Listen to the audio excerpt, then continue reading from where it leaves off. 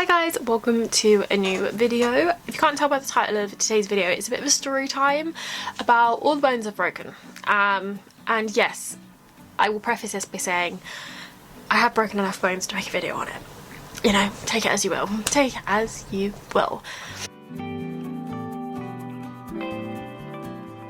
So the first bone I broke was my nose. I broke my nose years ago, like mid-primary school era, I think. I want to say year 3. I can't remember how old that would be, but I want to say like it was towards the end of year 3. And I done my nose in the most flamboyant, you know, I done it, I maxed it out. I said, you know what, I'm going to break a bone and I'm going to break it with pizzazz, and I achieved that. Not on purpose, but I did achieve it. I was just, you know, being a child, riding my bike. I rode down a hill. My brakes either didn't work or I didn't use them in a panic. I won't know. I'll never know to this day. More likely that I was in a panic, probably. And I smashed into a metal walking pole. I just managed to go down the hill and just right there, I smashed my nose. I didn't even break it. I smashed my nose. I bruised all my eyelids. I lost some teeth. I bit through my tongue. I done excessive damage to my face. I gave myself a good concussion, a chunky concussion. I done it good. And this is a picture of me. This is one I have. This is the damage done to my face, and this is me with my eyes open. The next bone I broke was this collarbone here. I was in year 4, so you know, I done it a year later, kept keeping it Brody. We were playing tag on the grass, you know, very innocent play. I was running, someone was running behind me, and I tripped and they tripped over me, and then like we squashed together, so like we landed on each other like this, and my shoulders went like that. And I remember it happening. I definitely know when I've broke something now, by this like feeling in your stomach. If you've broken something and you've ever felt it, you'll sometimes reflect on it. It's just that feeling that you instantly want to be sick, like and I had that feeling. I went to the nurses. My mum was called. Now, my mum took me straight to A&E in her defence, because I had a lump on my collarbone. She's like, that's weird, not normal. Went to A&E, sat there for A&E, because A&E is absolutely jam-packed. They do a great job, no complaining. I'll sit there for 6 hours if I've done something stupid, you know, and normally I have. So I'm happy to sit there for 6 hours. And I had an x-ray done on my collarbone, which was straight on. I was told I hadn't broke my collarbone, which is crazy. Like, looking back, it's absolutely crazy that they were like, oh, you haven't broke your collarbone, you're fine. So I went home. They said leave it in a sling because I've obviously done some damage to it, but I do need to use it. I still couldn't use it properly. So then my mum took me to the doctors and was like, we've took it to A&E, it's not broken, but she still can't use it. And they were like, oh, that's really weird. They sent me straight through to x-ray this time, which was honestly a lifesaver because it's so in and out. And my doctor had put on the notes to take different angles of my collarbone, and that was so like one from up, one from below, so they could get a better look. And I remember them just walking out and being like, yeah, you've broke it, you're just gonna need to go back to sit in A&E. And they'll have to review the x-rays because I can see the break, so you might just need to go over. And me and my mum were like, no way, like no frickin' way have I done my collarbone. The third bone I broke this arm. I broke it here. I broke straight through both of my bones, and I displaced them. So I broke straight through and they shifted. Like I said, I do this with pizzazz, people. Yeah, I was mucking around at the park. I was spinning around on a pole and I fell. I went home. I was like, oh, I broke my arm. She was like, oh, no, you haven't. And honestly, like, completely out of whack. You could see the fracture or the clean break without having to go in to A&E. But still had to go to A&E, sat in A&E, you know, I've done the stupid thing, fair enough. I got triaged, which I'm sure is the same thing everywhere.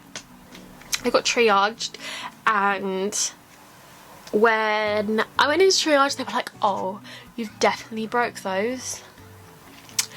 We're gonna need to still take you to x-ray though. I was like, okay, that's okay.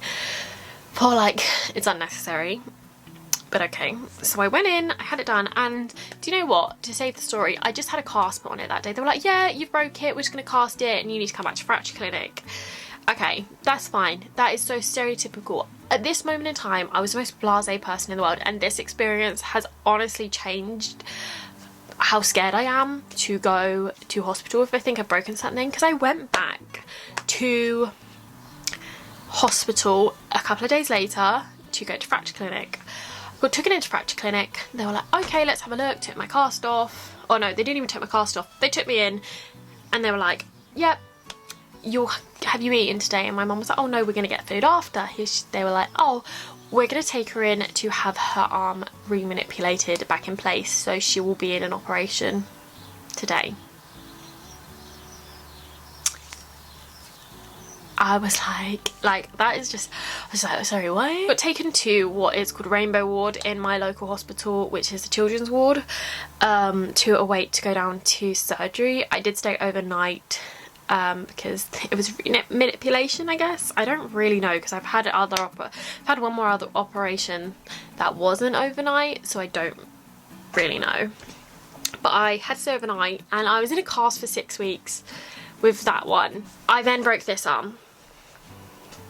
You know, I didn't just break one, I broke this arm. Not at the same time, thank God. I went straight through both my bones all over again, and I was having heart palpitations at this point. I was like, oh my God, I'm gonna need an operation. And this one traumatized me in another way. You know, I went in to A&E, yada yada yada, you broke it, yada yada yada, fracture clinic, yada yada yada. Everything was completely normal. I had my arm, I was told, I went through both, that they are slightly displaced, but because of my age, they would probably grow back straight because of how minor the displacement was. I'm assuming that, I think that's the right word, like they were just very slightly displaced. So that was fine.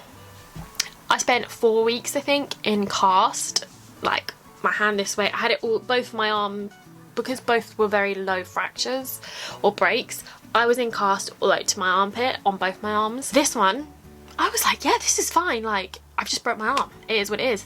I went back about, I think it was roughly 4 weeks later, and I was like, okay, I'm gonna have my cast off, yum yum yum, I'm gonna be able to use my arm again.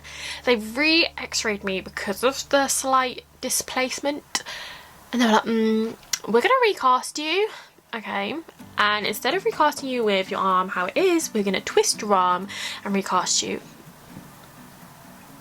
Alright, I can't even recreate what happened because it was a ball of vomit, not literal vomit.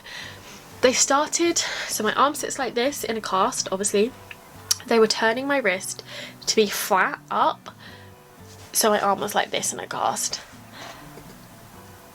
It was awful. They are the big bones I've broken in my childhood. In my childhood though, I have broken pretty much all my fingers, pretty much all my toes. So I am up there with a good chunk, but all your fingers, unless they're, and all your toes, unless they're super duper mashed and mangled, it's just tape it to the next one. Because I've broken more than once. So I've had a bottle thrown at my nose in middle school. But the most recent of my escapades, I broke my leg, kind of ishy. It's a very grey area when I say break, because I've done something very special to my leg. I was at my nephew's 2nd birthday, as you do, and as you do, if you're a kid and you did gymnastics or any sort of sport and you think, I've done it in 10 years, I probably can still do it. I gave it a go, and I span off the end of a beam. May I say, beautifully. I just didn't stick the landing. Apparently, since I'd done gymnastics as a kid, I've got hypermobility in my knees. Now this is not a fact I knew at the time. This is a new discovery.